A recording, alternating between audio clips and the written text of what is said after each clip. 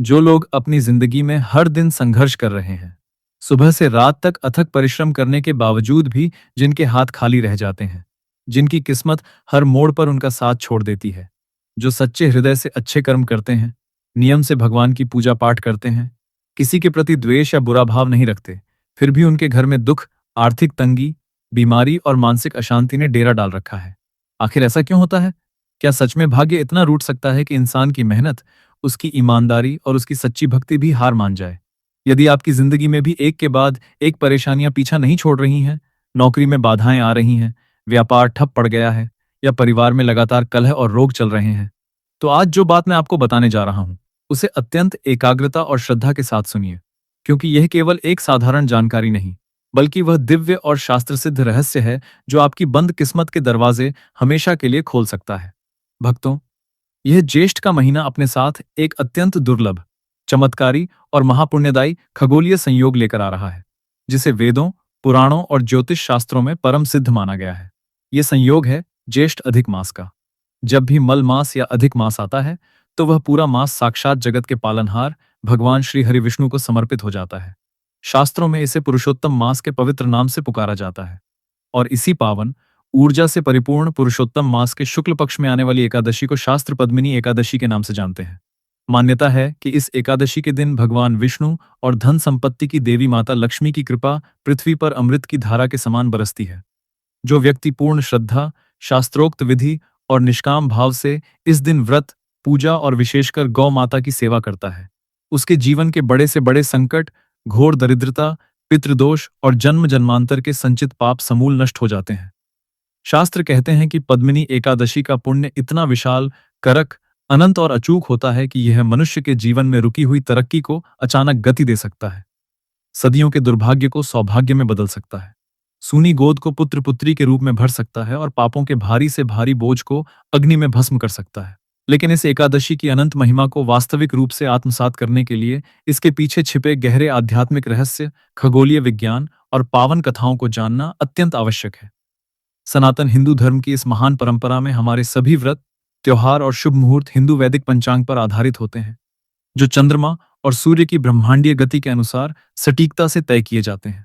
सौर वर्ष लगभग 365 दिन 6 घंटे का होता है, जबकि चंद्र वर्ष 354 दिन का। इन दोनों के बीच प्रतिवर्ष लगभग 11 दिनों का अंतर आता है। यह अंतर जब 3 वर्षों में एकत्रित होकर लगभग 29-30 दिन का हो जाता है, तो खगोलीय संतुलन बनाए रखने के लिए एक अतिरिक्त मास जोड़ा जाता है।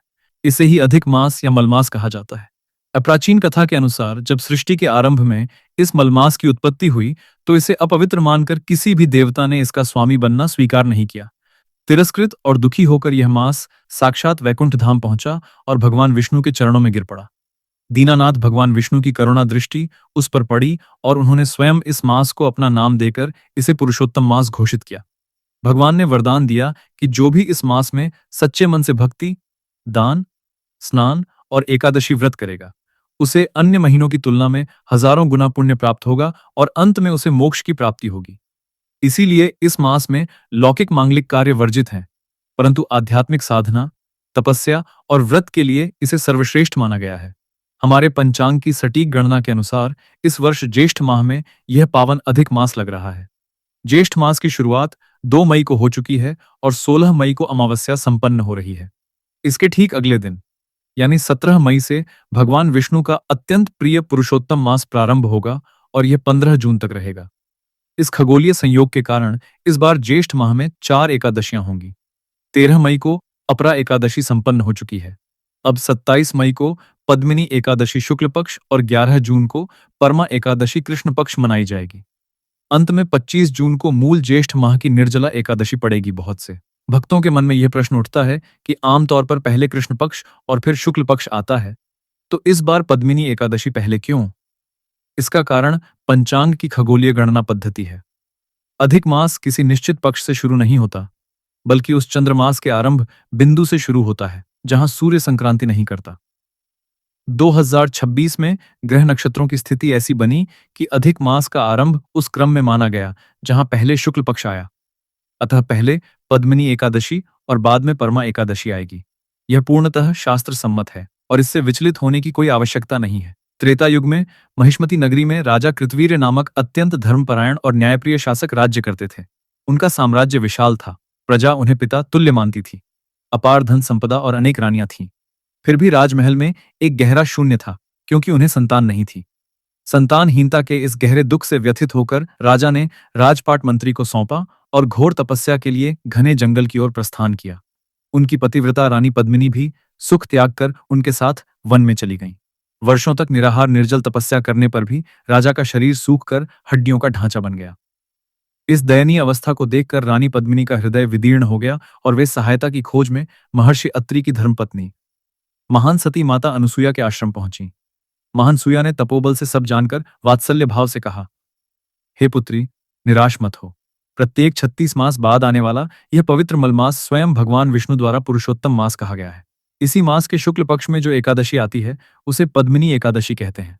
यदि तुम पूर्ण विधि विधान, शुद्ध आचरण और सच्ची निष्ठा से इसका निराहार व्रत करोगी, रात्रि जागरण करोगी और भगवान नारायण की स्तुति करोगी, तो तुम्हारा ये अंधकार मिट जाएगा और तुम्हारी सूनी गोद अवश्य भरेगी।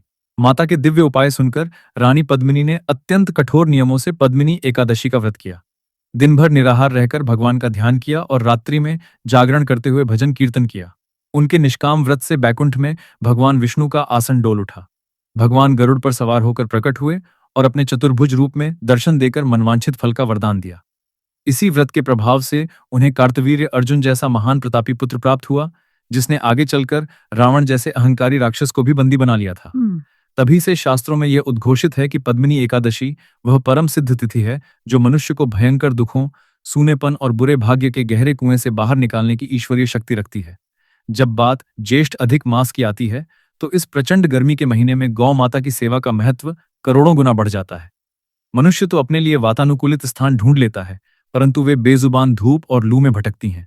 ऐसे कठिन समय में यदि कोई व्यक्ति प्रेम और करुणा से गौ माता की सेवा करता है तो उसका फल सीधे भगवान विष्णु के चरणों में पहुंचता है। गौ माता संपूर्ण सृष्टि की माता है। उनके शरीर में 33 कोटि देवी देवताओं का निवास है। चरणों में धर्म, नेत्रों में दया, श्वासों में सकारात्मक ऊर्जा और पृष्ठभाग में ब्रह्मा जी का वास होता है। जो सच्चे मन से गौ सेवा करता है उसके घर से दरिद्रता हमेशा के लिए विदा हो जाती है। अब जानते हैं पद्मिनी एकादशी के दिन किए जाने वाले गुप्त, अचूक और चमत्कारी उपाय। 1. जल सेवा का महा उपाय। एकादशी की सुबह ब्रह्म मुहूर्त में स्नान के बाद एक बाल्टी साफ ठंडा जल लें। उसमें शुद्ध गुड़ और पिसी हुई हल्दी मिलाएं। गुड़ माता लक्ष्मी को प्रिय है और हल्दी शुद्धता व सौभाग्य का प्रतीक है। इस मीठे जल को दोनों हाथों से आदरपूर्वक गौ माता को पिलाएं। जल पिलाते समय मन ही मन अपनी अटकी हुई मनोकामना बोले। गौ माता के सामने बोली गई सच्ची प्रार्थना सीधे बैकुंठ तक जाती है और भगवान उसे शीघ्र स्वीकार करते हैं। यह जल अनेक जन्मों के पाप, रोग और पितृदोष को भस्म कर देता है। 2. अंगूर सेवा, व्यापार और धनागमन के लिए। जिनका व्यापार ठप पड़ जाता है, मेहनत के बाद भी सफलता नहीं मिलती या पैसा फंसा रहता है, उन्हें इस दिन गौ माता को अपने हाथों से अंगूर खिलाना चाहिए। शास्त्रों में अंगूर को लक्ष्मी का अत्यंत प्रिय फल माना गया है। गौ माता के प्रेम से अंगूर खाने से धनागमन के नए रास्ते खुलते हैं, फंसा धन लौटता है और भाग्य चमकता है। प्राचीन काल में राजा और सेठ इसी मास में गौशालाओं में गायों को अंगूर व मीठे फल खिलाते थे ताकि राज्य और व्यापार में धन की कमी न हो। 3. गेहूं की रोटी, घी और काले तिल का उपाय।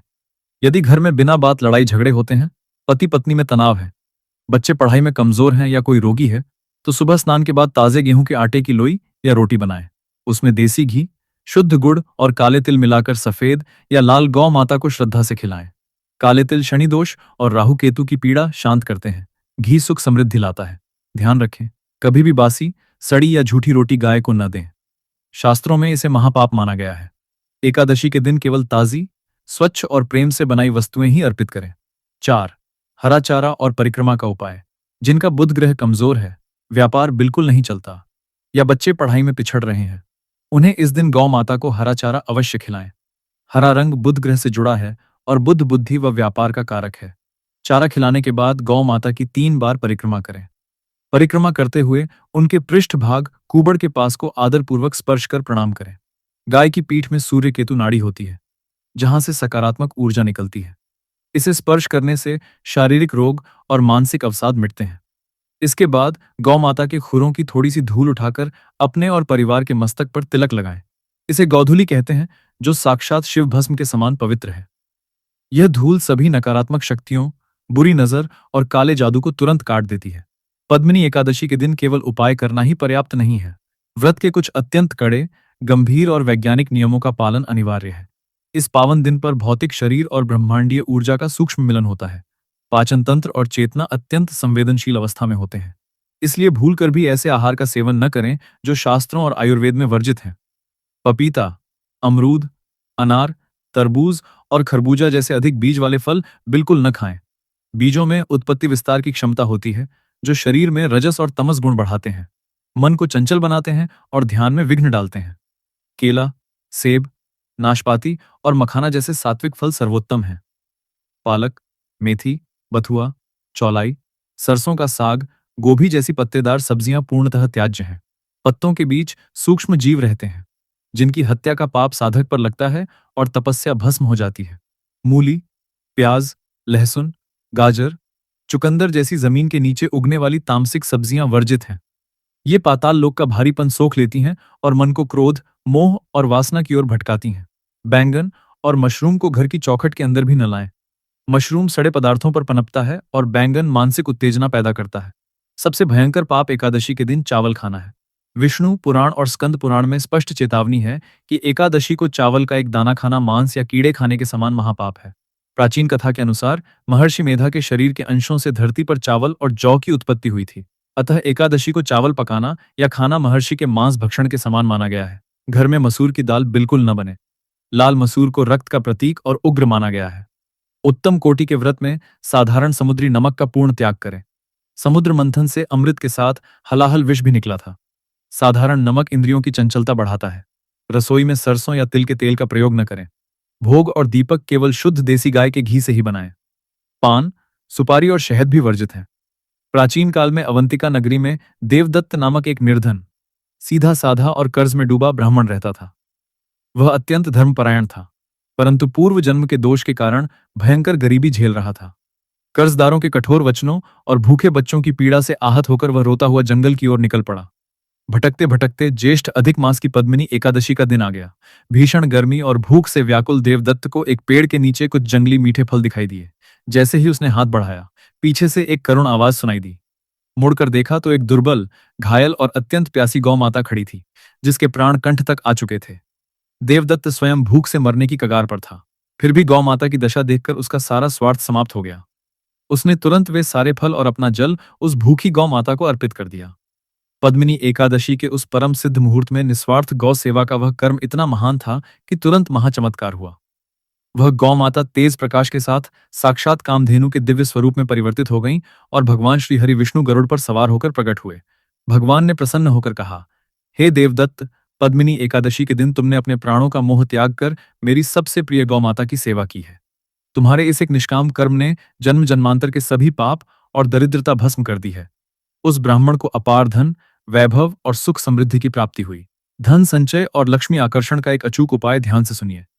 पद्मिनी एकादशी की रात्रि में एक लाल सूती धागा या कलावा लें। साथ में 5 पीली कौड़ियां और एक गोमती चक्र लें।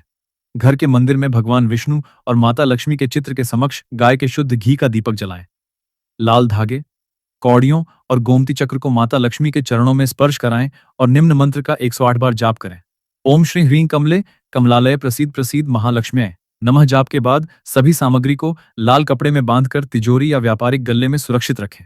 विश्वास रखें, यह उपाय आपकी किस्मत के बंद ताले हमेशा के लिए खोल देगा।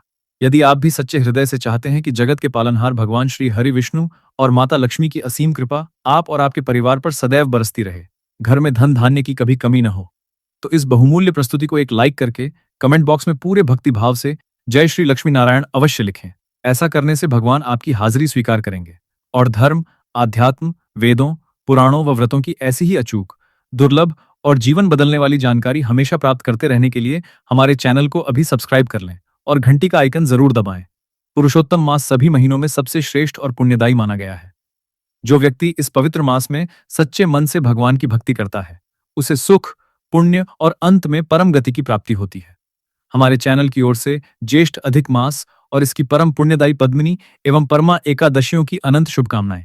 भक्तों, शिव की कृपा और शक्ति का आशीर्वाद सदैव आपके साथ बना रहे। जय श्री हरि, जय गौ माता।